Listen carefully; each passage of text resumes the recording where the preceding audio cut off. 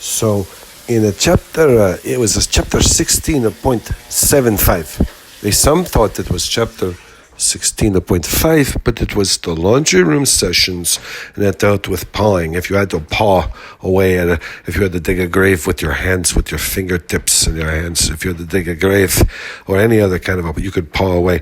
So it was chapter 16.75. So some said it was a chapter 16.75. Some said it was chapter 17.75. And then some others who didn't even know what they were talking about. And the other guy, he yelled, he said, it's like if you got 4 quarters, you don't even understand. It's 25, 25, 25, 25. What's the problem? You got 25, you got 50, you got 75, 100. You don't get these things? It's a 25. They broke it down to 25s.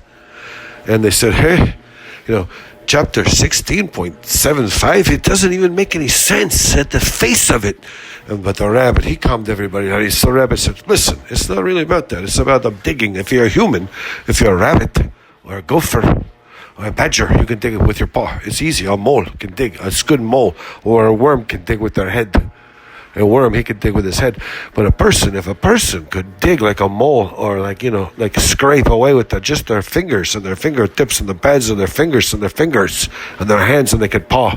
They could make like a cup and paw away, they could paw away, and they could dig a burrow, or they could dig a escarpment from which to fire cannons or a musket shot. They could fire muskets or they could fire cannons, but they could dig out with just their paws. They could order them. And that was the thing back in the old days, with the knights and the swords and the javelins. This is in the old days when they had the walls. You could build a wall and try to keep somebody away, or you could fight with a javelin, or you could charge at somebody in a suit of armor. In those days, they didn't even devise shovels. No one had a shovel until like not even in the 1200s or 1300s. It was like the 1400s or maybe late 1300s and maybe the late 12th century. In the late 12th century, they developed the spade shovel. And this is a little more than a spade. A spade, it could be shaped like just a spade. No cupping, no sharp, nothing to help the digging process. It was as if you were just still pawing, but you had an implement to paw and you could save the fingertips. But in the old days, they could dig out an escarpment and they could put a cannon. And the rabbit, he said, just think about it. That's how tough they were. And the rabbit knew, because the rabbit, he dug every day. He went out in the yard and just for fun, he dug holes with his paws and his pads of his fingertips and his claws on the end. And he cleaned them when he was done. He sat in the sun. He sharpened his claws on the earth. He dug burrows. And he said, hey, listen, if you're not tough enough, if you're not tough enough, the rabbit, this is what he kind of looked out in chapter 16.75. It was just a warning. It wasn't anything to do with the little novelette. It wasn't anything to do with the little novelette and the foolish story told by the drunken fool of a psychologist wannabe, an exasperated psychologist who told stories, who knew a story.